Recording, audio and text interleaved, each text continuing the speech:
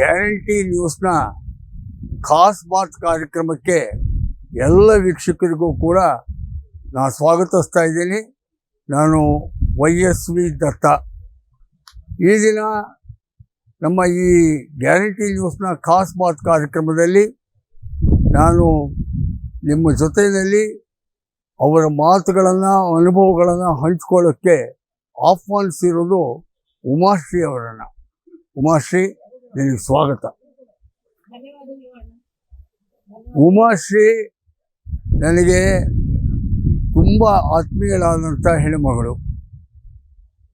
ಹಾಗಾಗಿ ನಾನು ಅವಳ ಬೆಳವಣಿಗೆನ ಒಬ್ಬ ಅಣ್ಣನಾಗಿ ಗಮನಿಸ್ಕೊಂಡು ಬಂದವನು. ಆ ಕಾರಣಕ್ಕೆ ವೀಕ್ಷಕರಿಗೆ ಮೊದಲೇ ಹೇಳ್ಬಿಡ್ತೀನಿ, ಇದು ಹೇಳಿ ಕೇಳಿ ಖಾಸ್ ಬಾತು. ನಾನು ಉಮಾಶ್ರೀನ ಯಾವಾಗಲೂ ಸಿಕ್ಕರೆ ಮಾತಾಡಿಸೋದೇ ಏಕವಚನದಲ್ಲಿ ಮತ್ತು ಏನವ್ವ ಅಂತಲೇ. ಹಾಗಾಗಿ ನಾನು ಈ ಸಂದರ್ಶನದಲ್ಲೂ ಅವಳನ್ನು ಅದೇ ಸಲಿಗೆಯಲ್ಲೇ ಅನೇಕ ಪ್ರಶ್ನೆಗಳನ್ನು ನಿಮಗೇನೇನು ಅನಿಸುತ್ತೋ ಕೇಳಬೇಕು ಅಂತ, ಅದರೊಳಗಡೆ ಒಂದಿಷ್ಟನ್ನು ನಾನು ಸಿನಿಮಾ ಸೆನ್ಸಾರ್ ಮಾಡಿ ಅವಳನ್ನು ಕೇಳಿ ಅವಳ ಅನುಭವ ನಿಮಗೆ ತೋರಿಸೋಣ ಅಂತ ನಾನು ಇಲ್ಲಿ ಕೂತಿದ್ದೀನಿ. ಉಮಾಶ್ರೀ, ನೋಡವ್ವ, ನೀನು ಒಬ್ಬಳು ಯಶಸ್ವಿ ರಂಗಭೂಮಿ ಕಲಾವಿದೆ, ಯಶಸ್ವಿ ಚಿತ್ರನಟಿ. ಈಗ ನನ್ನ ಹಾಗೆ ಒಂಥರ ಯಶಸ್ವಿ ಆಗಬೇಕೆ ರಾಜಕಾರಣಿ. ಈಗ ನಿನಗೆ ಮೊದಲಿಗೆ ಸ್ವಾಗತ. ಈಗ ಈ ಮೂರರಲ್ಲಿ ಅದಕ್ಕಿಂತ ಹೆಚ್ಚಿಗೆ ವೈಯಕ್ತಿಕವಾಗಿ ನಾನು ಕೇಳ್ಪಟ್ಟಿರೋ ಹಾಗೆ, ನಾನು ನೋಡಿರೋ ಹಾಗೆ, ತುಂಬ ಕಷ್ಟದಿಂದ ಬೆಂಕಿಯಲ್ಲಿ ಅರಳಿದ ಹೂವು ಅಂತ ಯಾವುದೋ ಸಿನಿಮಾ ಇದೆಯಲ್ಲ, ಹಾಗೆ ಬಂದಂಥ ಬದುಕಲಿ ಇದು.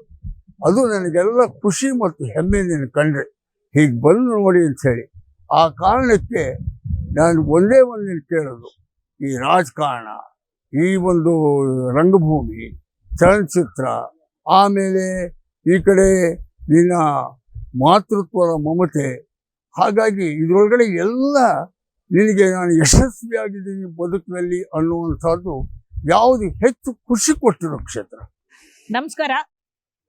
ಗ್ಯಾರಂಟಿ ವಾಹಿನಿಯ ಮುಖ್ಯಸ್ಥರಿಗೂ ಹಾಗೂ ಸಿಬ್ಬಂದಿ ವರ್ಗಕ್ಕೂ ಮತ್ತು ಪ್ರೇಕ್ಷಕರಿಗೂ ಎಲ್ಲರಿಗೂ ಕೂಡ ನನ್ನ ಸಪ್ರೇಮ ನಮನಗಳು.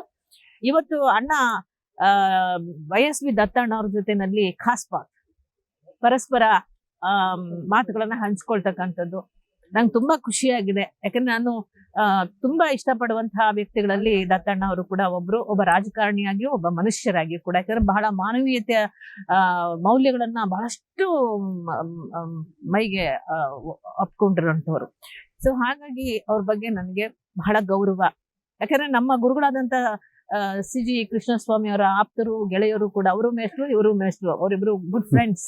ಸೊ ಹಾಗಾಗಿ ಅವರ ಕೆಲವೊಂದು ಸಿದ್ಧಾಂತಗಳು, ಇವರ ಸಿದ್ಧಾಂತಗಳು ಬಹಳ ಹೆಚ್ಚು ಕಡಿಮೆ ಒಂದೇ ಆಗಿರ್ತಕ್ಕಂಥದ್ದು. ಜನಪರವಾದಂತ ನಾಟಕದಲ್ಲೂ ಜನಪರವಾದಂತ ಚಿಂತನೆ, ಇವರು ರಾಜಕೀಯವಾಗಿ ಜನಪರವಾದಂತ ಚಿಂತನೆಗಳೇ ಇದ್ದಂಥದ್ದು. ಸೊ ಹಾಗಾಗಿ ನನಗೆ ಬಹಳ ಪ್ರೀತಿ. ಸೊ ಧನ್ಯವಾದಗಳು ಅಣ್ಣ, ತಾವು ನನ್ನೊಂದಿಗೆ ಇವತ್ತು ದಿವಸ ಈ ಕಾರ್ಯಕ್ರಮ. ನೀವು ಕೇಳಿರುವ ಒಂದು ಮಾತು, ನಿಮ್ಗೆ ಯಾವ್ದು ಪ್ರಿಯವಾದದ್ದು ಅಂತ ಹೇಳ್ಬಿಟ್ಟು, ಒಂದು ಕುಟುಂಬವೋ ಅಥವಾ ರಂಗಭೂಮಿಯೋ ಅಥವಾ ರಾಜಕಾರಣವೋ? ನಾನು ಮೊದಲನೇದಾಗಿ ಒಬ್ಬ ತಾಯಿಯಾಗಿ ನನ್ನ ಕುಟುಂಬವನ್ನ ನಾನು ಫಸ್ಟ್ ಪ್ರಿಫರೆನ್ಸ್ ಅದಕ್ಕೆ ಇಷ್ಟಪಡ್ತೀನಿ. ಮತ್ತೆ ಅಲ್ಲಿ ನಾನು ಏನ್ ಅಂದ್ಕೊಂಡಿದ್ದೆ ನನ್ನ ಮಕ್ಕಳ ಬಗ್ಗೆ, ನನ್ನ ಕುಟುಂಬದ ಬಗ್ಗೆ, ನಾನು ಅಂದ್ಕೊಂಡಿದ್ದಕ್ಕೂ ಹೆಚ್ಚಾಗೇನೆ ಭಗವಂತ ನನ್ಗೆ ಆಶೀರ್ವಾದ ಮಾಡಿದಾನೆ. ಸೊ ಅಲ್ಲಿ ಒಂದ್ ಕಡೆ ನನಗೆ ತೃಪ್ತಿ ಸಿಕ್ಕಿದೆ ಅಂತ ನಾನು ಹೇಳ್ಬೋದು. ಇನ್ನು ರಾಜಕಾರಣ ಅಂತ ಹೇಳಿದ್ರೆ, ರಂಗಭೂಮಿ ಅಥವಾ ಅಭಿನಯ ಅಂದ್ರೆ ಬಗದಷ್ಟು ಮೇಲೆ ಬರ್ತಾನೆ ಇರ್ತದೆ, ಹೌದು. ಸೊ ಹಾಗಾಗಿ ಇಲ್ಲಿ ಆದ್ರೂ ಕೂಡ ಪರವಾಗಿಲ್ಲ, ಮಕ್ಕಳು ಒಂದು ಹಂತಕ್ಕೆ ಬರ್ತಿದ್ದ ಹಾಗೆ ಅವರು ನಮ್ಮ ಮುಂದಿನ ರೂವಾರಿಗಳಾಗ್ಬಿಡ್ತಾರೆ, ನಾವು ಒಂದು ಹಂತಕ್ಕೆ ಸ್ಟ್ಯಾಗ್ನೆಂಟ್ ಆಗ್ಬಿಡ್ತೀವಿ. ಸೊ ಅಲ್ಲಿ ಆಗಿಲ್ಲ.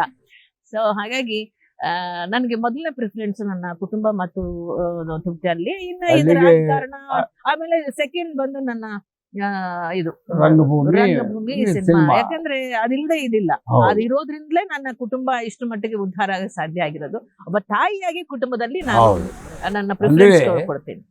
ಈಗ ನಮ್ಮ ಜನಗಳಿಗೆ ನಿನ್ನ ಭಾವನೆಗಳು ಬಹಳ ಸ್ಪಷ್ಟವಾಗಿ ಅರ್ಥವಾಯಿತು.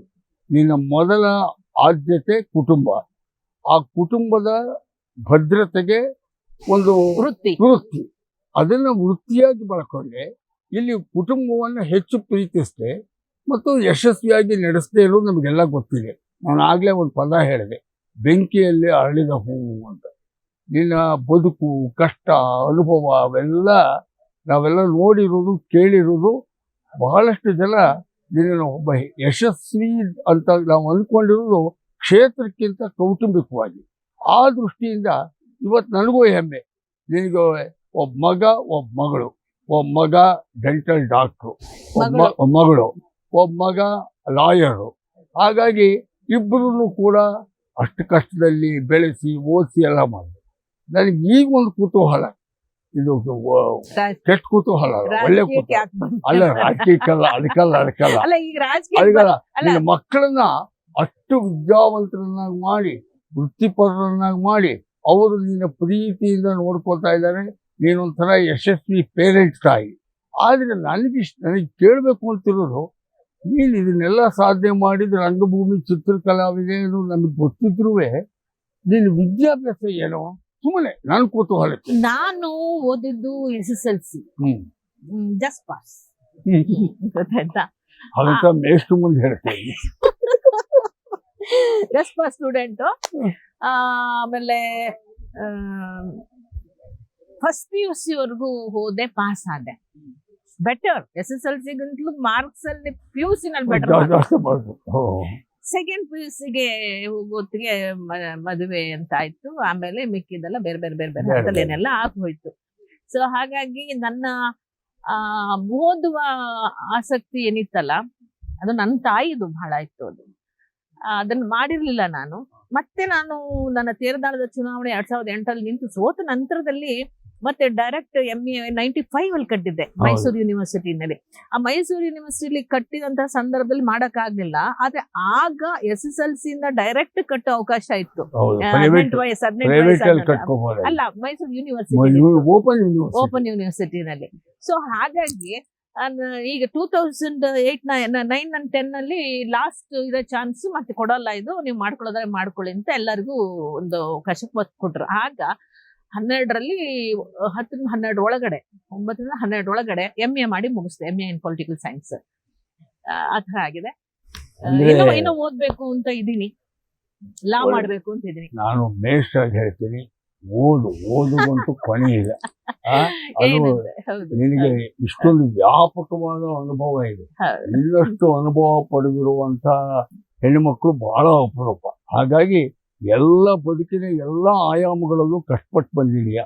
ಹಾಗಾಗಿ ನೀನು ಅಧ್ಯಯನನೂ ಮುಂದುವರಿಸಬೇಕು ಅನ್ನೋ ನನ್ನ ಒಂದು ಹಿತನುಡಿ, ಆಯ್ತಾ?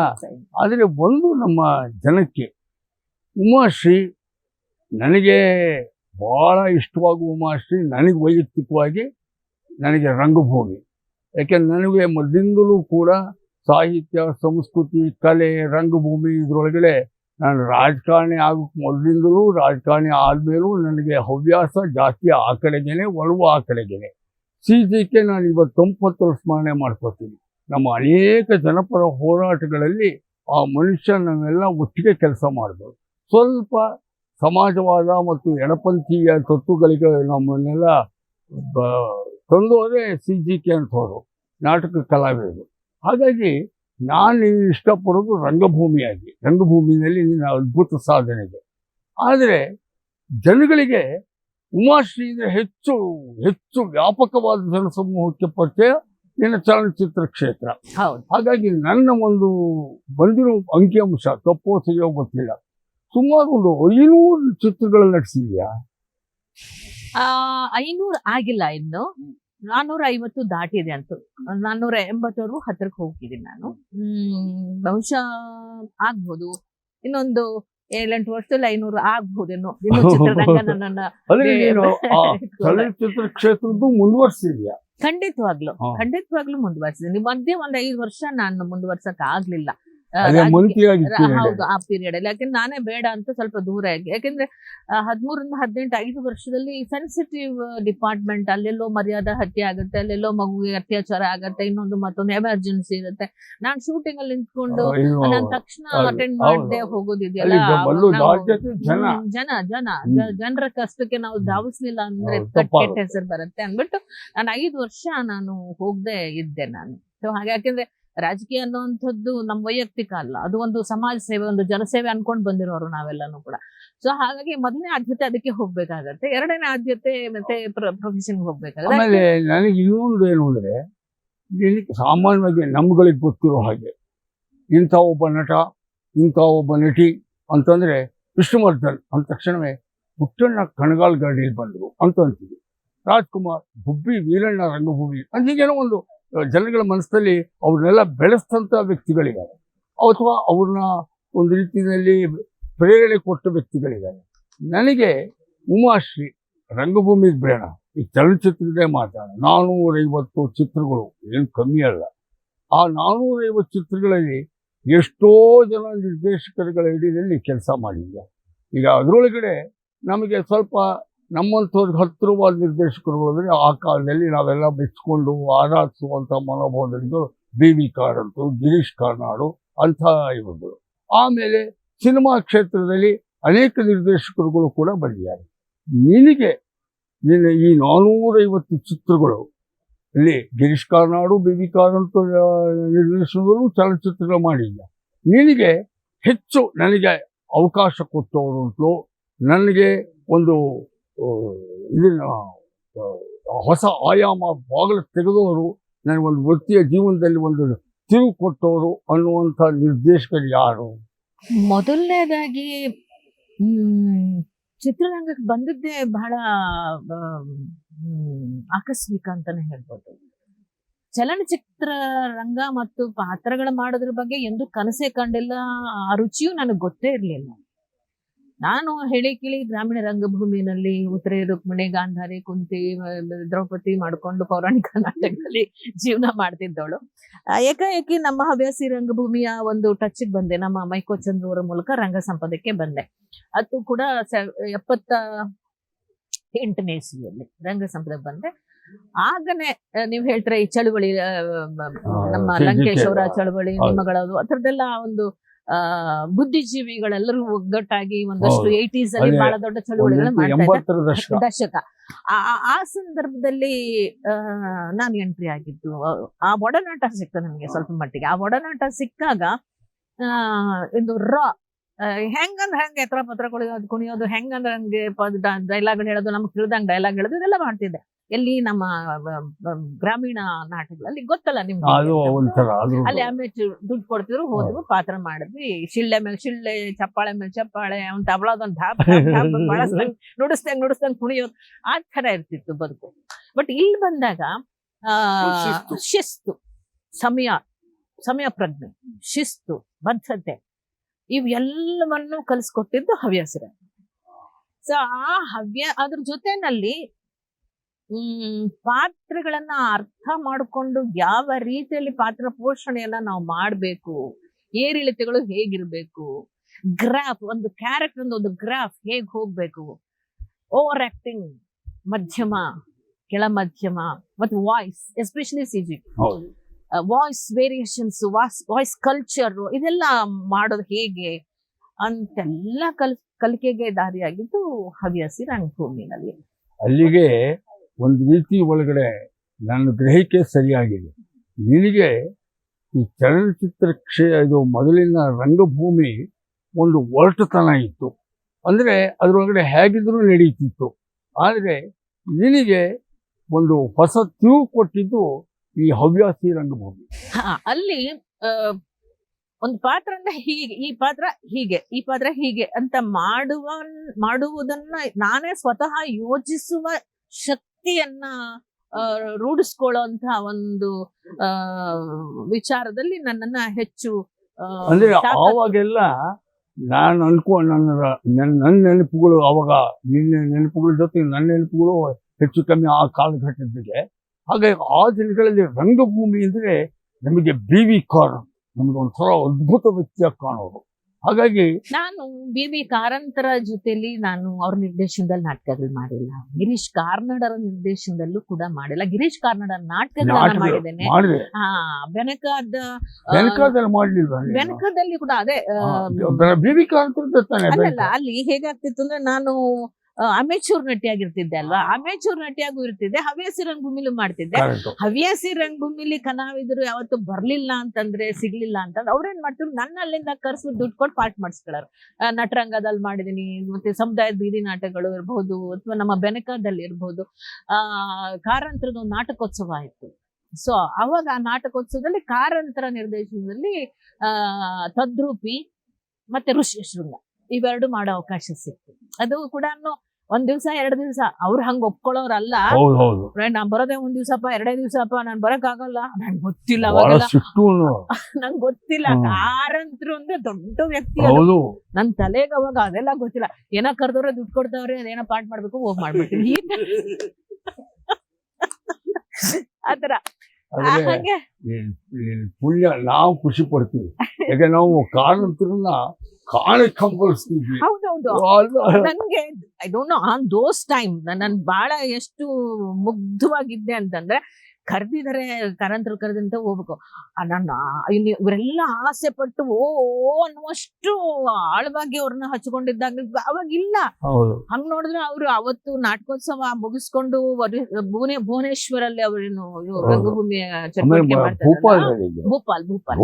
ಭೂಪಾಲಲ್ಲಿ ಅವರು ಇಲ್ಲಿ ಬಂದು ಆ ನಾಟಕೋತ್ಸವ ಮಾಡಿಸಿ ವಾಪಸ್ ಹೋದಾಗ ಅವರಲ್ಲಿ ಪತ್ರಿಕೆಗಳಲ್ಲಿ ಇಂಟರ್ವ್ಯೂ ಹೋಗಿದ್ರಲ್ಲ ಕರ್ನಾಟಕದಲ್ಲಿ, ನಿಮ್ಗೆ ಯಾರು ಈಗ ಅಲ್ಲಿ ತುಂಬಾ ಒಳ್ಳೆ ನಟರು ಅಂತ ಅನಿಸ್ತಾ ಇದೆ ಅಂದ್ರೆ, ಅವ್ರು ಹೇಳಿದೇನು ಗೊತ್ತಾ, ಒಂದು ಸಿಂಹನ ಹೆಸರು ಮತ್ತೆ ನನ್ನ ಹೆಸರು.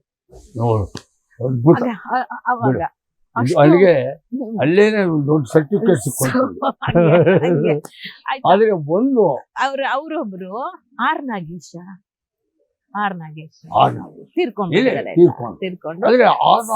ಒಂದು ಕಾಲಘಟ್ಟದಲ್ಲಿ ರಂಗಭೂಮಿಯಲ್ಲಿ ನೋಡಿದ. ಅವಾಗ ರವೀಂದ್ರ ಕಲಾಕ್ಷೇತ್ರ ಅಂದ್ರೆ ಅದು ಆರ್ ನಾಗೇಶ್, ಅಂದ್ರೆ Ravindra Kalakshetra. Germany director Fritz Benewitz ಈ ತರದವ್ರ ಕೈಲಿ ಕೆಲಸ ಮಾಡಿದ ಹವ್ಯಾಸಿ ರಂಗಡೆ. ಜರ್ಮನ್ ನಿರ್ದೇಶಕರು. ಜರ್ಮನಿ ನಿರ್ದೇಶಕರು. ಪುಟ್ಟಪ್ಪ ನನಗೊಂದು ಆಶ್ಚರ್ಯ ಅಂತಲ್ಲ, ನೀನು ಬದುಕಿನ ಒಂದು ಹಾಗೆ ಹೋಗ್ಬೇಕಾಗಿತ್ತು ಅನಿವಾರ್ಯತೆ. ಈಗ ಒಡಲಾಳ ಸಾಕವ್ವ, ಅದು ನಾನು ಉಮಾಶ್ರೀ ಅಲ್ಲ, ನೀನು ಸಾಕವ್ವ ಕಣವ ಅಂದ್ಬಿಡ್ತೀನಿ. ಹಾಗಾಗಿ ನೀನು ಸಾಕವ್ವ, ನಮಗೆಲ್ಲ ನಿನ್ನ ಪಾತ್ರ ಭಾಳ ಮೆಚ್ಚುಗೆಸ್ಕೊಂಡು ಒಡಲಾಳ ಸಾಕವ್ವ. ಒಡಲಾಳ ಸಾಕವ್ವನ ಪಾತ್ರದಿಂದ 450 ಸಿನಿಮಾಕ್ಕೆ ಬಂದ್ಬಿಟ್ಟಿಯಲ್ಲ ನೀನು. ಈಗಲೂ ನಿನಗೆ ಒಡಲಾಳ ಸಾಕವ್ವ ಇಷ್ಟನೋ ಅಥವಾ ಚಲನಚಿತ್ರದ ರಂಗದ ಯಾವ್ದಾದ್ರು ಒಂದು ಪಾತ್ರ ಇಷ್ಟ? ರಂಗಭೂಮಿಗೆ ಬಂದಿದ್ದು ಆಕಸ್ಮಿಕವೇ, ಚಿತ್ರರಂಗಕ್ಕೆ ಬಂದಿದ್ದು ಆಕಸ್ಮಿಕವೇ ಅಂತ ಹೇಳದ್ನಲ್ಲ. ಡಾಕ್ಟರ್ ವಿಜಯಮ್ಮ ಅವರು ಕೈಗಾರಿಕಾ ರಂಗಭೂಮಿಯ ನಾಟಕಗಳನ್ನ ನಾನು ಮಾಡ್ತಾ ಇದ್ದಂತ ಸ್ಪರ್ಧಾತ್ಮಕ ನಾಟಕಗಳು, ITI, BA, HMT ನಾಟಕ ಸ್ಪರ್ಧೆಗಳು. ಆಗ ಅವರು ಸುಬ್ರಾಯರಿದ್ರು, ಪತ್ರಕರ್ತರು ಸುಬ್ರಾಯರು. ಇವರೆಲ್ಲ ಜೂರೀಸ್ ಆಗಿ ಬರ್ತಿದ್ರು.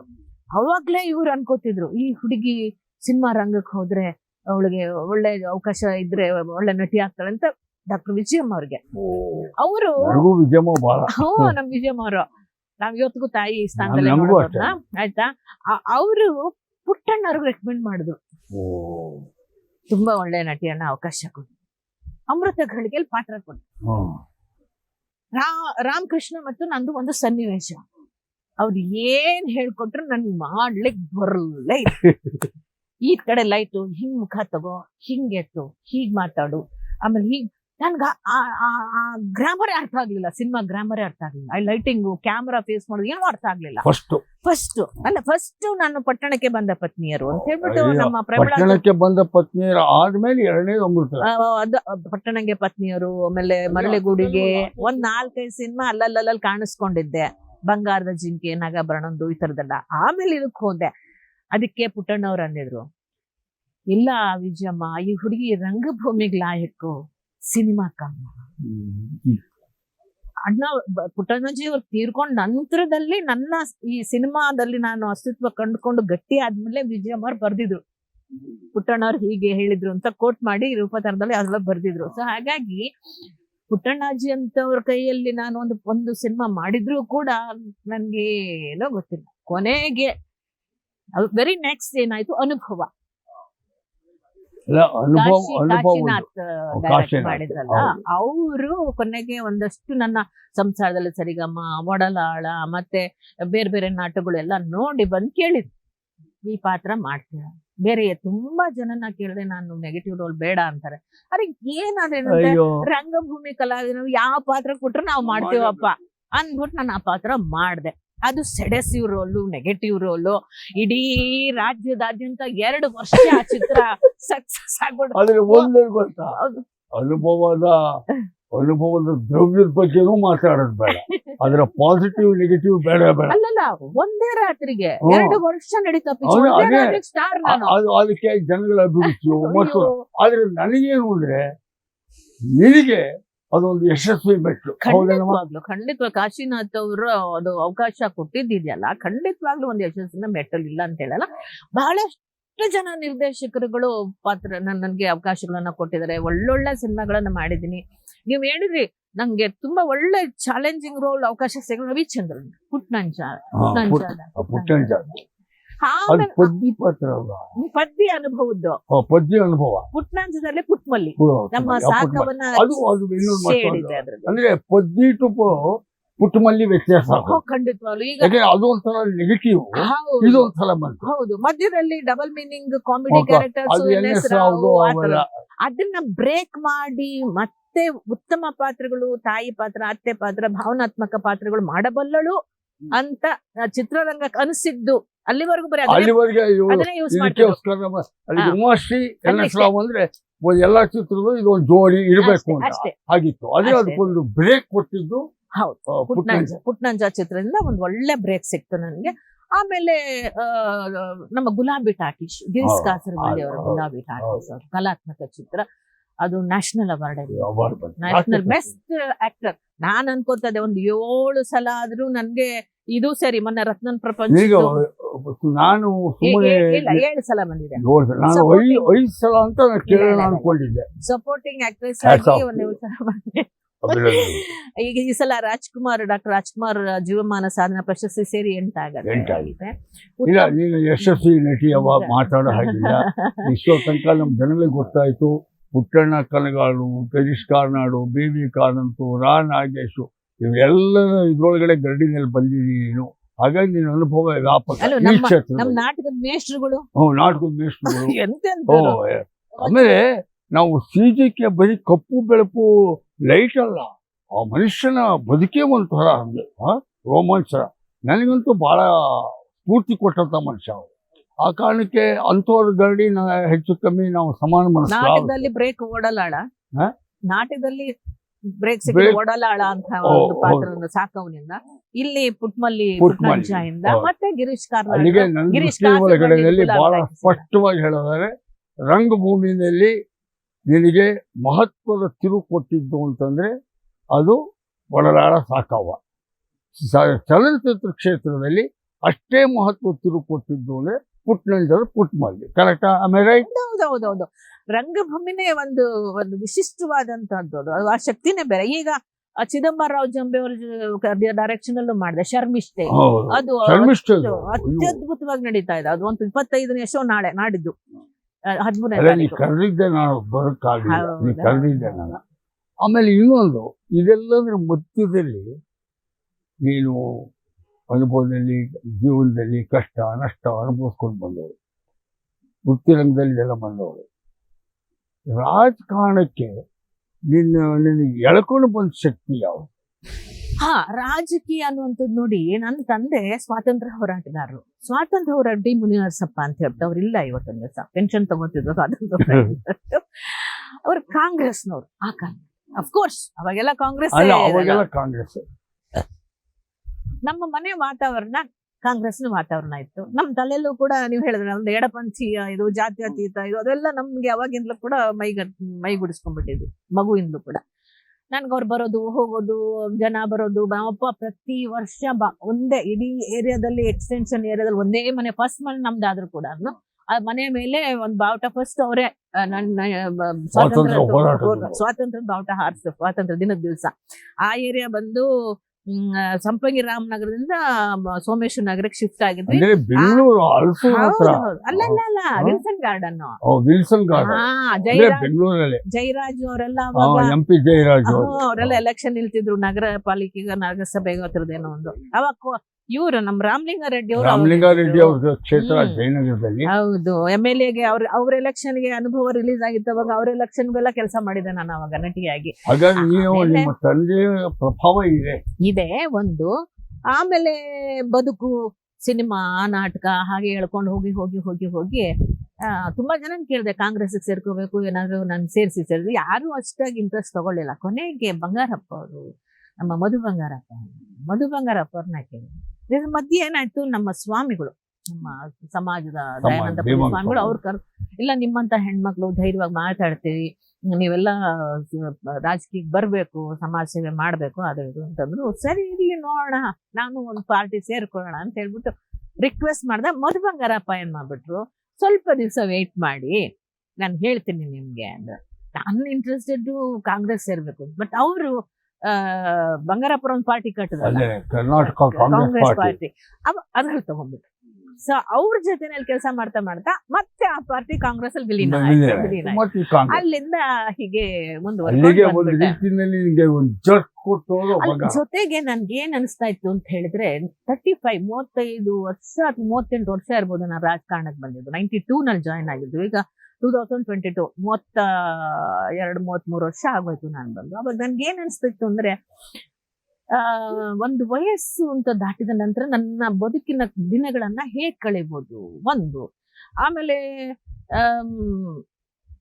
ಎಲ್ಲಾರು ಮದ್ವೆ ಆಗು, ಇನ್ನೊಂದು ಮದ್ವೆ ಆಗು ಈ ತರ ಎಲ್ಲ ಇರ್ತದೆ. ನನ್ಗೆ ಇಷ್ಟ ಆಗ್ತಿರ್ಲಿಲ್ಲ. ಅದಕ್ಕೆ ನಾನು ಏನ್ ಮಾಡಿದೆ, ನನಗೆ ಬಂದು ಈ ಮಧ್ಯ ನೀನೇ ಕೇಳ್ತಾ ಇದ್ರು, ಹೇಳಿದ್ರಿಂದ ನಾನು ಕೇಳ್ತಿದ್ದೆ.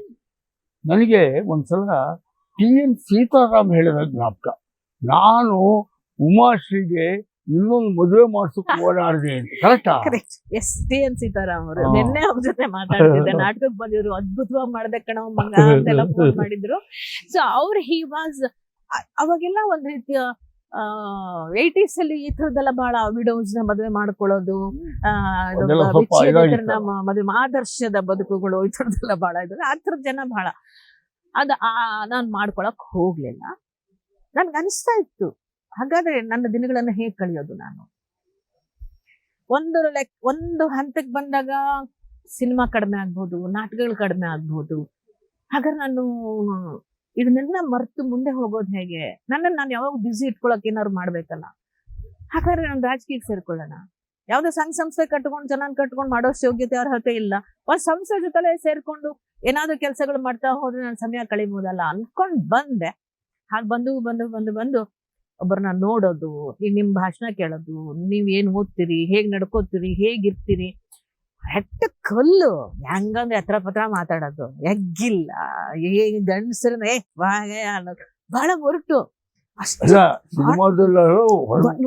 ನನ್ ನಿಜ ಜೀವನದಲ್ಲಿ ತುಂಬಾ ಹೊರಟು ಹೆಂಗಸು. ನಾನು ಹತ್ರ ಗಂಡಸರ ಬರ್ಬೇಕು ಅವಳು ಬಾಯಿ ಸರಿ ಇಲ್ಲಪ್ಪ ಹಂಗಿದ್ರು. ನಾನು ಹೇಳದ್ ನನ್ನ ಚಿಕ್ಕ ವಯಸ್ಸಿನಲ್ಲಿ ಏನ್ ರಾಜಕಾರಣಕ್ಕೆ ಬಂದೆ, ರಾಜಕಾರಣದ ಜಗತ್ತು ಏನಿದೆಯಲ್ಲ, ನನ್ನ ನಡವಳಿಕೆಗಳು ಹೇಗಿರ್ಬೇಕು, ಓದುವಿನ ಚಟ ಹಚ್ಕೊಂಡಿದ್ದಾಗ್ಲಿ, ಆಮೇಲೆ ಸಮಾಜಮುಖಿ ಯೋಚನೆ ಮಾಡೋವಂಥದ್ದಾಗ್ಲಿ, ಆಮೇಲೆ ಈ ಪ್ರೋಗ್ರಾಮ್ಸ್ ಮತ್ತೊಂದು ಇದೆಯಲ್ಲ ನೀವೆಲ್ಲ ಮಾಡ್ತಾರೆ,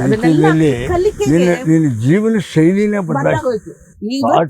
ಇವತ್ತೇನ್ ಉಮಾಶ್ರೀ ಇದೆಯಲ್ಲ, ಇದು ಹಳೆ ಉಮಾಶ್ರೀ ಅಲ್ವೇ ಇಲ್ಲ. ಎಷ್ಟೋ ಜನ ಅಂದ್ರೆ ಮುಂದಲ್ಲಿ ನಮ್ಮ ವೀಕ್ಷಕರಿಗೆ ಸ್ಪಷ್ಟವಾಗಿ ಗೊತ್ತಾಗುತ್ತೆ ಏನು ಅಂದ್ರೆ, ನಿನ್ನ ಒಂದು ಸಂಪೂರ್ಣವಾದ ವ್ಯಕ್ತಿತ್ವನೇ ಬದಲಾವಣೆ ಮಾಡಿದ್ದು ಈ ಸಾರ್ವಜನಿಕ ಬದುಕು ಅಲ್ವಾ? ಹೌದು. ತುಂಬಾ ಜನ ನಮ್ಮ ನಾಯಕರುಗಳಿರಲ್ಲ, ಅವರನ್ನ ಓದೋದ್ರ ಮೂಲಕ, ಅವರ ನಡವಳಿಕೆಯನ್ನ ನೋಡೋದ್ರ ಮೂಲಕ, ಅವರ ಮಾತುಗಳನ್ನ ನೋಡೋದ್ರ ಮೂಲಕ, ಮತ್ತೆ ನನ್ನ ಮಕ್ಕಳು ಸಹಿತ ಬಹಳ ಕೆಟ್ಟದಾಗ ಮಾತಾಡ್ತಿದ್ರು. ನನ್ನ ಮಕ್ಕಳು ಇಷ್ಟಪಡ್ತಿರ್ಲಿಲ್ಲ. ನನ್ನ ಮಗಳು ಹಂಗೆ ಅನ್ಬಿಡ್ತಿಲ್ಲ, ಐ ಹೇಟ್ ನಿನ್ನ ತಾಯಿ ಅಂತ ಕರೆಯೋಕೆ ನಂಗೆ ಇಷ್ಟ ಆಗಲ್ಲ, ಇಷ್ಟು ಕೆಡ್ದಾಗ ಮಾತಾಡ್ತೀಯ. ಅವಳು ಇಂಗ್ಲಿಷ್ ಮೀಡಿಯಂ ಹಾಸ್ಟೆಲ್ ಓದಿದ್ದು, ನನ್ಗಿಂತಲೂ ಮುಂದೆ ಅವ್ಳ ಫ್ರೆಂಡ್ಸ್ಗಳ ಜೊತೆ ಬಂದಾಗ ನಾನು ಹೊರಟ ಹಂಗೆ ಅಯ್ಯೋ ಅವಳಿಗೆ ಸ್ವೀಕಾರ ಮಾಡಕ್ಕೆ ಆಗ್ತದೆ. ಮಕ್ಕಳು ಸೊ ಎಲ್ಲೋ ಒಂದು ಕಡೆ ನಾವು ತಾಯಂದ್ರೆ ಬದಲಾಗಬೇಕು. ನಮ್ದೇ ಅಂತ ಅನ್ನೋ ಹಾಗಲ್ಲ, ನಾವು ಕಾಲಕ್ಕೆ ತಕ್ಕ ಹಾಗೆ ಮಕ್ಕಳಿಗಾಗೋ ಸಮಾಜಕ್ಕಾಗೋ ಯಾವುದಕ್ಕಾಗೋ ಗೊತ್ತಿಲ್ಲ, ನಮ್ಮನ್ನ ನಾವು ಸುಧಾರಣೆ ಮಾಡ್ಕೊಳಿದ್ರೆ, ನಾವು ಬದಲಾವಣೆ ಮಾಡ್ಕೊಳಿದ್ರೆ, ನಾವು ಒಂದಷ್ಟು ಹೊರ ಜಗತ್ತಿನಿಂದ ಕಲಿತೆ ಹೋದ್ರೆ ವೈಯಕ್ತಿಕವಾದ ಬದಲಾವಣೆ ತರೋದಕ್ಕೆ ಕಾರಣ ನೀನು ಜನಗಳ ಜೊತೆಯಲ್ಲಿ ಓಡಾಟ, ಸಮಾಜ, ಸಾಮಾಜಿಕ ಬದುಕು, ರಾಜಕೀಯ ಬದುಕು, ರೈಟು. ಆದ್ರೆ ನನಗೆ ಒಂದು ಸಾಮಾನ್ಯವಾಗಿ ನಾವುಗಳು ಒಂಥರದಲ್ಲಿ ರಾಜಕಾರಣದಲ್ಲಿ ಬಂದ್ವಿ, ಆದ್ರೆ ನಾವು ಇದನ್ನು ವೃತ್ತಿಯಾಗಿ ರಾಜಕಾರಣ ತಗೊಳ್ಳಿಲ್ಲ, ನಾವು ಒಂದು ಇದಾಗಿ ಹವ್ಯಾಸವಾಗಿ ರಾಜಕಾರಣ ಮಾಡ್ತಿದ್ವಿ. ಆದ್ರಿಂದ ಯಾರೇ ರಾಜಕಾರಣಕ್ಕೆ ಬಂದ್ರು ಇವನಿಗೊಬ್ಬ ಗಾಡ್ ಫಾದರ್ ಇರಬೇಕು ಅಂತ ಅನ್ಸುತ್ತೆ. ಅಥವಾ ದತ್ತನ್ನ MLC ಮಾಡಿದ ದೇವೇಗೌಡರು ಅಂತ ಹೊರಗಡೆ ಹೇಳ್ಬೋದು. ಹಾಗೆ ನಮ್ಗೆ ಯಾರೋ ಒಬ್ರು ಇವ್ರ ನೀನು MLC ಆಗಿಲ್ಲ ಫಸ್ಟ್ ಟೈಮ್ ವಿಧಾನ ಪರಿಷತ್ಗೆ, ಆಗ ನಿನಗೆ ಬೆಂಬಲವಾಗಿ ಬೆನ್ನೆಲುಬಾಗಿ ಅಥವಾ ಭೇಷ್ ಮಗಳೇ ನೀನು ಮಾಡ್ತೀವಿ ನಡಿ ಅಂತ ಮಾಡ್ಬೋದು ಯಾರು ಜ್ಞಾಪಿಸ್ಕೋತೀಯ? SM ಕೃಷ್ಣ ಅವರ ಅಧ್ಯಕ್ಷರಾಗಿದ್ದರು. ಖರ್ಗೆ ಅವರು, HK ಪಾಟೀಲ್, ಈ ಥರದ್ರೆಲ್ಲ ನನ್ನ ಗಮನಿಸ್ತಿದ್ರು. ನನ್ನ ಭಾಷಣಗಳು, ನಾನು ತುಂಬಾ ಚೆನ್ನಾಗಿ ತಯಾರಿ ಆಗ್ತಿದ್ದೆ. ನಾನು ಯಾವ್ದಾರ ಒಂದು ಸಬ್ಜೆಕ್ಟ್ ಅಂದ್ರೆ ತಯಾರಿ ಆಗ್ತಿದ್ದೆ. ಅದೆಲ್ಲ ನೀನು ಕಾಂಗ್ರೆಸ್ ಪಕ್ಷದ ಪದ ಚುನಾವಣಾ ಪ್ರಚಾರ ಎಸ್ ನಮ್ಮ ಬಳ್ಳಾರಿನಲ್ಲಿ ಸೋನಿಯಾಜಿ ಅವರ ಎಲೆಕ್ಷನ್ ಬಂತಲ್ಲ, MP ಎಲೆಕ್ಷನ್, ಈಗಲೂ ಪೇಪರ್ ಇಟ್ಕೊಂಡಿದ್ದೀನಿ. Umashree travelling like A wind ಅಂತೆಲ್ಲ ಬರೆದಿದ್ರು. ಸೊ ಆ ಥರ ಎಲ್ಲ ಕೆಲಸ ಮಾಡ್ತಿದ್ದೆ. ನಾನು ಪದಾಧಿಕಾರಿಯಾಗಿ ಕೆಲಸ ಮಾಡಿದ್ದೀನಿ. ಪ್ರತಿಯೊಂದು ಹಂತದಲ್ಲೂ ಕೂಡ ನಾನು ಸ್ಟೇಟ್ ಬ್ಯಾಕ್ವರ್ಡ್ ಕ್ಲಾಸ್ ಸೆಲ್ ಅಧ್ಯಕ್ಷೆಯಾಗಿ ಕೆಲಸ ಮಾಡಿದ್ದೀನಿ, ಜನರಲ್ ಸೆಕ್ರೆಟರಿ ಆಗಿ ಮಾಡಿದ್ದೀನಿ. ಹಾಗೆ ಪೊಸಿಷನ್ ಇದ್ದುಕೊಂಡೇ ಇನ್ಚಾರ್ಜ್ ಸೆಕ್ರೆಟರಿಗಳಾಗಿ ಕೆಲಸ ಮಾಡಿದ್ವಿ. ಎಲೆಮರೆಕಾಯಿ ಹಂಗೆ ನನ್ನ ಪಕ್ಷದ ಒಳಗೆ ದುಡಿತಾ ಇದ್ದದನ್ನು ಗಮನಿಸ್ತಾ ಇದ್ರು. ಜನರು ನನ್ನನ್ನು ಇಷ್ಟಪಟ್ಟು ನನ್ನ ಭಾಷಣ ಕೇಳ್ತಿದ್ರು, ಇವಳು ಪಕ್ಷಕ್ಕೆ ಉಪಯುಕ್ತವಾಗ್ತಾಳೆ ಅನ್ನುವಂಥದ್ದು ಕೂಡ ಎಲ್ಲರೂ ಗಮನಿಸಿದ್ರು. ಕೂಡ ಇದು ಒಂದು ಒಳ್ಳೆ ಸಂದೇಶ.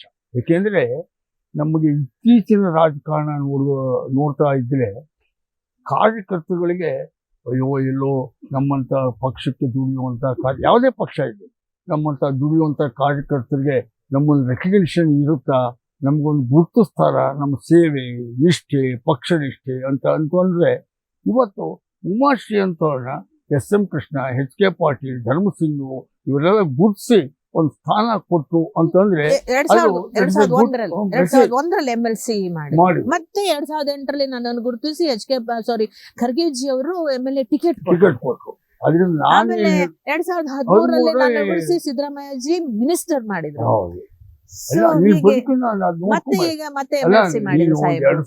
ನಾನು ಫಸ್ಟ್ ಟೈಮು ನಾನು MLC ಒಟ್ಟಿಗೆ ಆಗಿದ್ದೀನಿ ಅಲ್ವಾ, 2006ರಲ್ಲಿ 2006 ಅವಾಗ ನಾನು ಒಟ್ಟಿಗೆ ಬಂದಿದ್ದೀನಿ.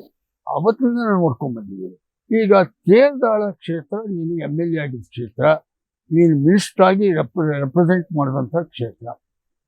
ಈ ಇಡೀ ಕರ್ನಾಟಕ ತುಂಬ ಉಮಾಶ್ರೀಗೆ ಎಲ್ಲಾ ಕಡೆನೂ ಗೊತ್ತಿತ್ತು. ತೇರದಾಳ ನೀನ್ ಸ್ವಂತ ಅಥವಾ ಸ್ವಂತ ಕ್ಷೇತ್ರನ, ನೀನ್ ಅಲ್ಲಿ ಹೋಗಿದ್ದೆ ಹೇಗವ? ಇಲ್ಲ ಅದೇನಾಯ್ತು ಅಂದ್ರೆ 2008ರಲ್ಲಿ, ಯಾಕಂದ್ರೆ ನೀನು ಹೇಳಿದೆ ನಮ್ಮಪ್ಪ ಇಲ್ಲಿ ಅಲ್ಸೂರು ವಿಲ್ಸನ್ ಗಾರ್ಡನ್ ಅಂತೆಲ್ಲ ಹೇಳಿದೆ.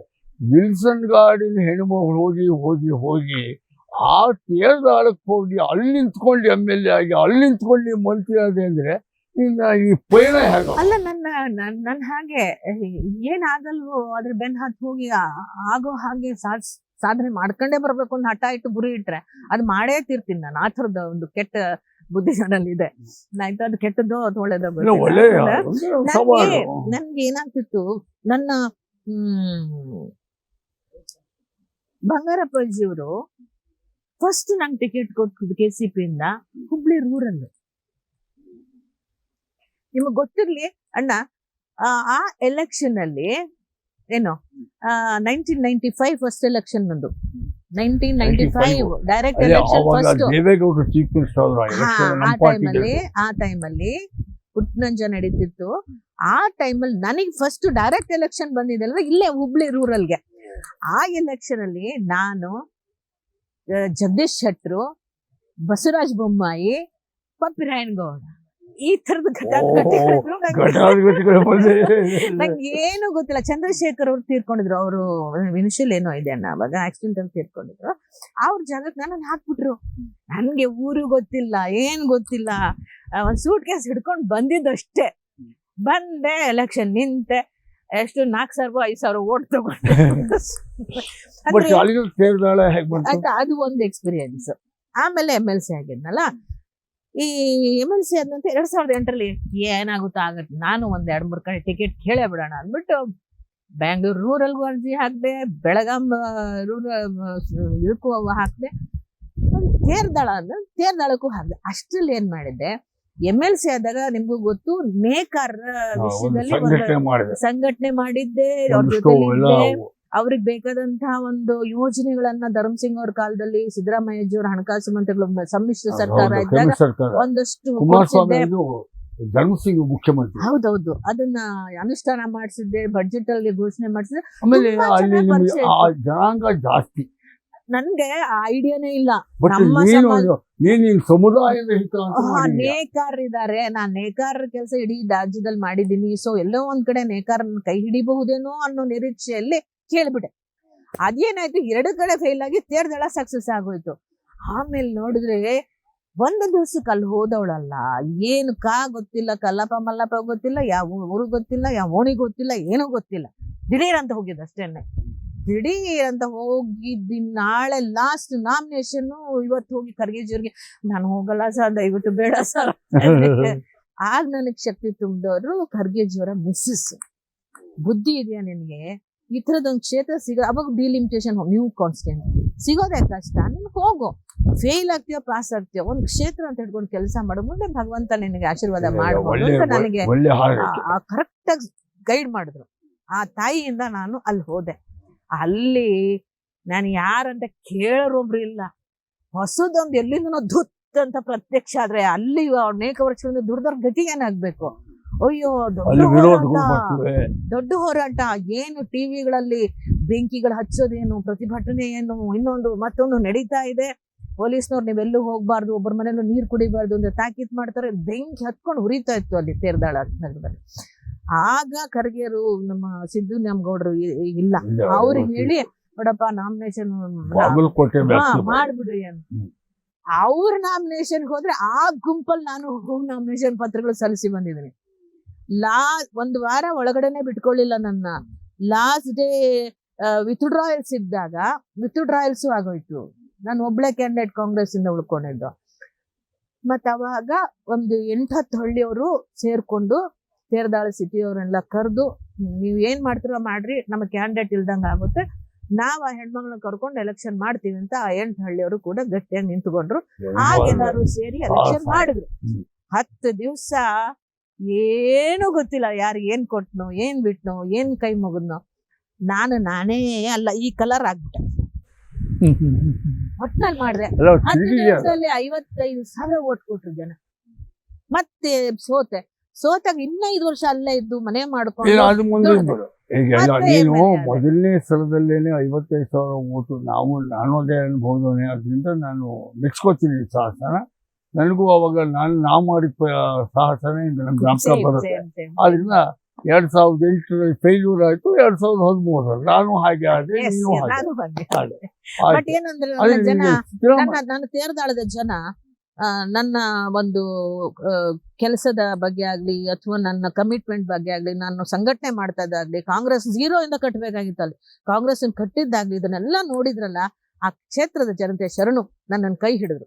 ಅದು ಬಹಳ ಮುಖ್ಯ.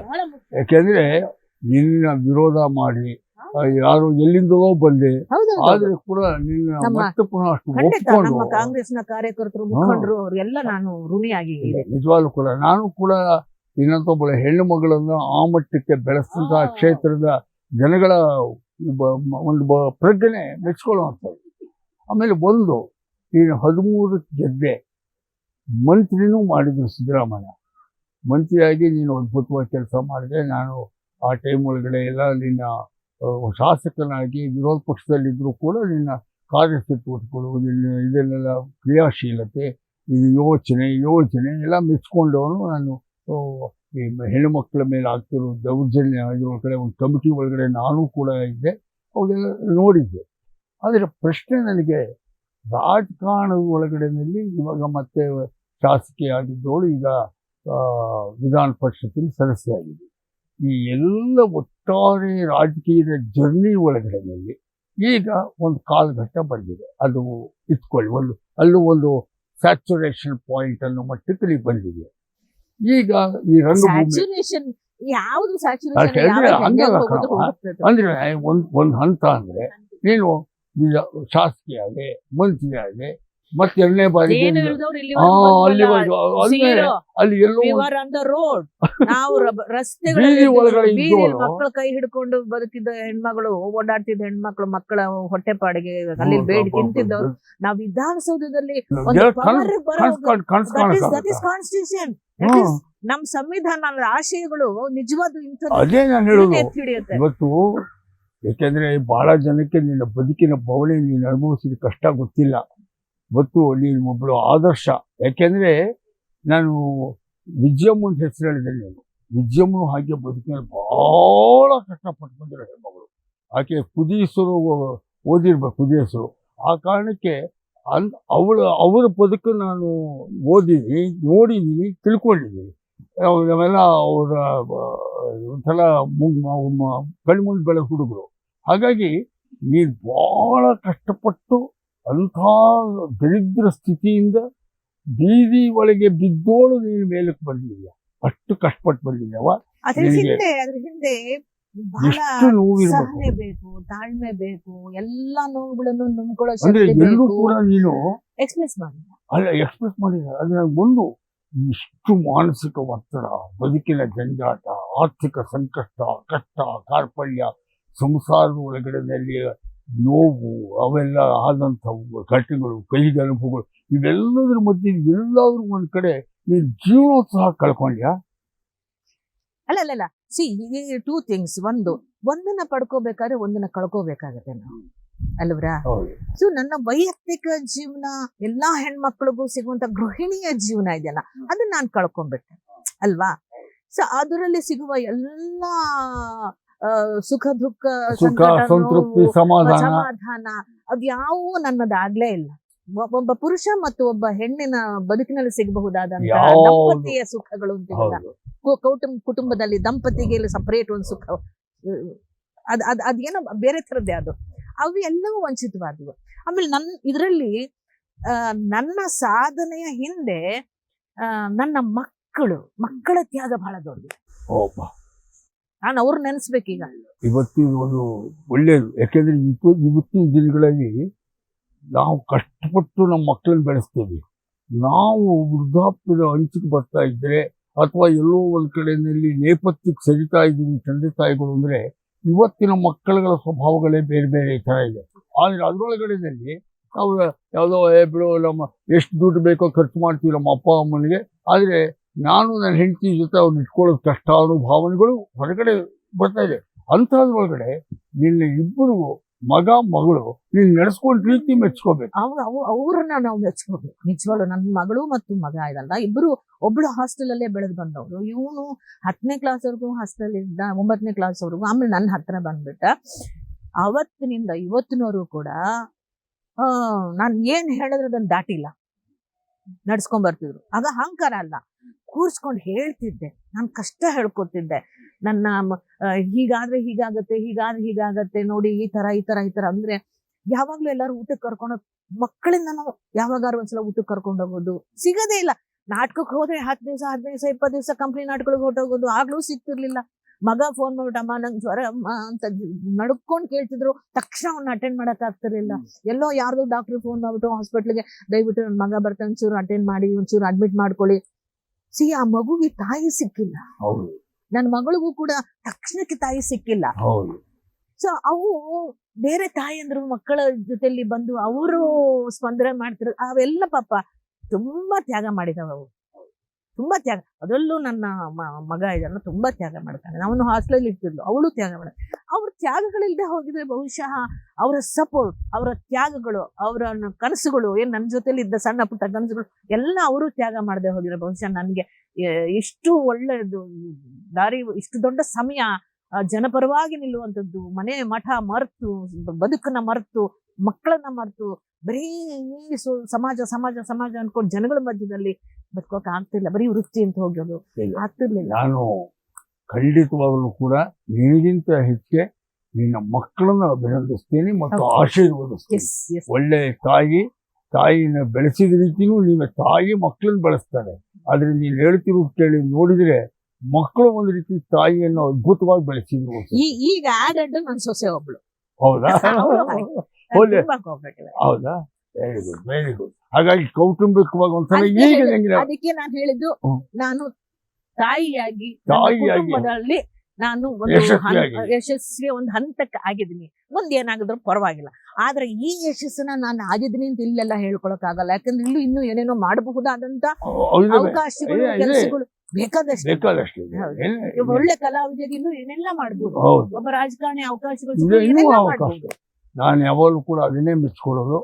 ಈಗ ನನಗೆ ತುಂಬಾ ಖುಷಿಯಾಗಿದ್ದು, ಇನ್ನೂ ಕೂಡ ಅವಕಾಶಗಳ ಬಾಗಿಲುಗಳು ಇದೆ. ನಾನು ಇನ್ನೂ ಸಾಧನೆಗಳ ಮೆಟ್ಟಿಲುಗಳನ್ನು ಹತ್ತುತ್ತೀನಿ ಅನ್ನುವುದಿದೆಯಲ್ಲ, ಈ ನಿನ್ನ ಆತ್ಮವಿಶ್ವಾಸ ಇದೆಯಲ್ಲ, ಅದು ನಮ್ಮೆಲ್ಲ ಹೆಣ್ಮಕ್ಳಿಗೂ ಮಾದರಿ ಆಗ್ಬೇಕು. ಅದಾಗಬೇಕು, ಖಂಡಿತ ಆಗ್ಬೇಕು. ನಮ್ಮನ್ನ ನಾವು ಹೊಸದಕ್ಕೆ ತೆರೆದಿಟ್ಕೊಳ್ತಾನೆ ಹೋಗ್ಬೇಕು. ಅದು ರಾಜಕಾರಣಿನೇ ಆಗ್ಬೇಕು ಅಂತಲ್ಲ. ಅಥವಾ ನೋಡಿ ನನಗೆ ಅನಿಸ್ತಾ ಇದೆ, ನಾನು ಲಾ ಓದ್ಬೇಕು ಅನಿಸ್ತಾ ಇದೆ. ಈ ಏಜ್ ಅಲ್ಲಿ I am crossing 69 now. I am entering to 70 ಇನ್ನೊಂದು 4 months ಆದ್ರೆ ಈಗಲೂ ನಂಗೆ ಅನ್ಸುತ್ತೆ ಓದ್ಬೇಕು ಅಂತ. ನಾನು ಲಾ ಮಾಡ್ಬೇಕು, ಕಾನೂನು ಕಲ್ತ್ಕೋಬೇಕು. ಯಾಕೆ ಆಗ್ಬಾರ್ದು? ಆ ಒಂದು ಇದು ಜಾಸ್ತಿ ಇದೆ, ಜೀಲ್ ಅಂತ ತುಂಬಾ ಇದೆ. ಇದೆಯಲ್ಲ, ಅದು ಇಂಪಾರ್ಟೆಂಟ್, ಅದೇ ಮುಖ್ಯ. ಅದಿದ್ರೆ ಈಗ ನಿನಗೆ ಇದಕ್ಕೆ ನಿನಗೂ ಕೂಡ ಒಂದು ಯಾಕೆ ಅಷ್ಟೊಂದು ವಿಶ್ವಾಸ ಬಂದಿದೆ, ನೀನು ಏರಿದ ಮೆಟ್ಟಿಲುಗಳು ಅವೆಲ್ಲ ಹಾಗೇ ಕಲ್ಲು ಮುಳ್ಳು ಹೊತ್ಕೊಂಡು ಮೇಲಕ್ಕೆ ಬಂದು ಈ ಮಟ್ಟಕ್ಕೆ ಬರ್ಬೇಕಾದ್ರೆ ನಾನು ಯಶಸ್ವಿಯಾಗಿ ಬಂದೆ, ಇದನ್ನೆಲ್ಲ ದಾಟ್ಕೊಂಡು ಬಂದಿದ್ದೀನಿ ಅಂತಿರೋದ್ರಿಂದ ನಿನಗೆ ಈಗ ಇನ್ನೂ ಉತ್ಸಾಹ. ಅಣ್ಣಾಜಿ, ಹೆಣ್ಣಾಗ್ಲಿ ಗಂಡಾಗ್ಲಿ ಅನಾವಶ್ಯಕವಾದ ವಿಚಾರಗಳಲ್ಲಿ ಹೆಚ್ಚು ತಲೆ ಕೆಡಿಸ್ಕೊಂಡು ಸಮಯ ಹಾಳು ಮಾಡ್ಕೊಂಡು ಹೋಗೋ ಬದಲು ಹೊಸ ವಿಚಾರಗಳಿಗೆ ನಮ್ಮನ್ನ ನಾವು ವಿಸ್ತಾರ ಮಾಡ್ಕೊಂಡು ಜನಸಂಪರ್ಕ ಈಗ ನೀನು ರಾಜಕಾರಣದ ಮಧ್ಯದಲ್ಲೂ ಕೂಡ ಈ ರಂಗಭೂಮಿ ಚಟುವಟಿಕೆಯಲ್ಲಿ ತೊಡಗಿಸ್ಕೊತಾ ಇದೀಯ. ಅದು ನಿನಗೆಲ್ಲೋ ಒಂದ್ ಕಡೆನಲ್ಲಿ ಇವತ್ತಿಗೂ ಕೂಡ ನಿನಗೆ ಇನ್ನೂ ಒಂದು ಹೊಸ ದಿಕ್ಕು ತೋರಿಸಬಹುದೇನೋ ಅಂತೀವಿ. ನೆಮ್ಮದಿಯಾಗಿ ಮಲಗ್ತೀವಿ, ಬೆಳಗ್ಗೆನ ಸಾಯಂಕಾಲ ದಂಡಿರ್ತೀವಿ, ನಿಜವಾಗ್ಲೂ ಕೂಡ. ಅದು ಈಗ ನಮಗೆ ರಾತ್ರಿ 11 ಗಂಟೆಯಾಗಿ ಮಲಗೋದ್ರು, ಎಷ್ಟೇ ರಾಜಕಾರಣ ಮಾಡ್ಕೊಂಡು ಮಲಗೋಗಿದ್ರು, ಯಾವ್ದಾದ್ರು ಒಂದು ಪುಸ್ತಕ ಓದೇ ಮಲ್ಕೋಬೇಕು ಅಂತೀವಲ್ಲ, ಹಾಗೆ ನಿನಗೆ ಅದು ಬದುಕಿ ಒಂದು ತೃಪ್ತಿ, ನೆಮ್ಮದಿ ಕೊಡ್ತಾ ಇದೆ ಅಲ್ವಾ? ಹಾಗಾಗಿ ನಾನು ಇವತ್ತು ಗ್ಯಾರಂಟಿ ನ್ಯೂಸ್ನ ಮುಖಾಂತರ ಎಲ್ಲ ವೀಕ್ಷಕರ ಪರವಾಗಿ ನಿನಗೆ ಹೃದಯಪೂರ್ವಕವಾದ ಅಭಿನಂದನೆ ಮತ್ತು ಆಶೀರ್ವಾದ ಸಮೇತ ಹಾರೈಕೆ. ನಂದೇನಪ್ಪ ಅಂದರೆ, ನೀನು ಎಲ್ಲ ಕ್ಷೇತ್ರಗಳಲ್ಲೂ ಯಶಸ್ವಿಯಾಗಿದೆ. ರಂಗಭೂಮಿಯಲ್ಲಿ ಯಶಸ್ವಿಯಾಗಿ, ಸಿನಿಮಾ ಕ್ಷೇತ್ರದಲ್ಲಿ ಯಶಸ್ವಿಯಾಗಿ, ರಾಜಕಾರಣದಲ್ಲಿ ಯಶಸ್ವಿಯಾಗಿದೆ. ಆದರೆ ನೀನೇ ಹೇಳಿದೆ, ನಾನು ಇನ್ನೂ ಸ್ಯಾಚುರೇಷನ್ ಪಾಯಿಂಟ್ ಮುಟ್ಟುವುದಕ್ಕಿನ್ನೂ ಹೆಜ್ಜೆಗಳು ಹಾಕಬೇಕು ಅಂತೇಳಿ. ನಿನ್ನ ಮನೋಭಾವ ನನಗೆ ಬಹಳ ಖುಷಿಯಾಗಿದೆ, ಮೆಚ್ಕೊಂಡಿದ್ದೀನಿ. ನಾನು ಸ್ವಲ್ಪ ಅದೇ ಸ್ವಭಾವದವರು. ಹಾಗಾಗಿ ನಿನ್ನ ಸಂಪರ್ಕಕ್ಕೆ ಬಂದಿರುವಂಥ ಒಡನಾಟವೂ ಅಂತಹದ್ದೇ. ಅದರಿಂದ ಆ ಒಡನಾಟಗಳಿವಲ್ಲ, ಅವೇ ಅದ್ಭುತವಾದ ನಮಗೆ ಶಕ್ತಿ ಕೊಟ್ಟಂಥವುಗಳು, ನಮಗೊಂದು ತಾತ್ವಿಕ ಚಿಂತನೆ ಕೊಟ್ಟವು. ನೀನು ಅದೇ ಗರಡಿಲಿ ಬಂದವಳು. ಇವತ್ತು ನೀನು ಬೇರೆ ಪಾರ್ಟಿ, ನಾನು ಬೇರೆ ಪಾರ್ಟಿ. ಆದರೂ ಕೂಡ ನಾನು ನಿನ್ನನ್ನು ಮೆಚ್ಕೊಂಡಿದ್ದೀನಿ, ನಿನ್ನ ಸಾಧನೆ ಮೆಚ್ಕೊಂಡಿದ್ದೀನಿ. ಇನ್ನೂ ನನ್ನ ಉಮಾಶ್ರೀ ಬೆಳೀಲಿ, ನನ್ನ ತಂಗಿ ಅಂತ ಹೇಳಿ ಹಾರೈಸ್ತೇನೆ. ಧನ್ಯವಾದಗಳು ಅಣ್ಣ. ನಿಮ್ಮ ಜೊತೆ ನಾನು ಇಷ್ಟೊತ್ತು ನನ್ನ ಮನಸ್ಸಿನ ಮಾತುಗಳನ್ನ ಹಂಚ್ಕೊಂಡಿದ್ಯಲ್ಲ, ನಾನು ನಿಜಕ್ಕೂ ಒಂದು ಸೌಭಾಗ್ಯ ಅಂತ ನಾನು ಜನಕ್ಕೆ ಭಗವಂತ ನಿಮ್ಗೆ ಒಳ್ಳೇದ್ ಮಾಡ್ಲಿ. ನೀವು ನಿಮ್ಮಂಥವ್ರು ಹೆಚ್ಚು ಜನರ ಸೇವೆಗೆ ಬೇಕು. ಜನ ಅದನ್ನ ಅಪ್ಕೋಬೇಕು. ಆ ದಿನಮಾನಗಳು ನಿಮಗೆ ಬರ್ಲಿ ಅಂತ ನಾನು ಹಾರೈಸ್ತೇನೆ. ನಿನಗೂ ಒಳ್ಳೇದಾಗಲ್ಲ. ನಮಸ್ಕಾರ. ಗ್ಯಾರಂಟಿ ನ್ಯೂಸ್, ಸುದ್ದಿ ಖಚಿತ, ನ್ಯಾಯ ನಿಶ್ಚಿತ.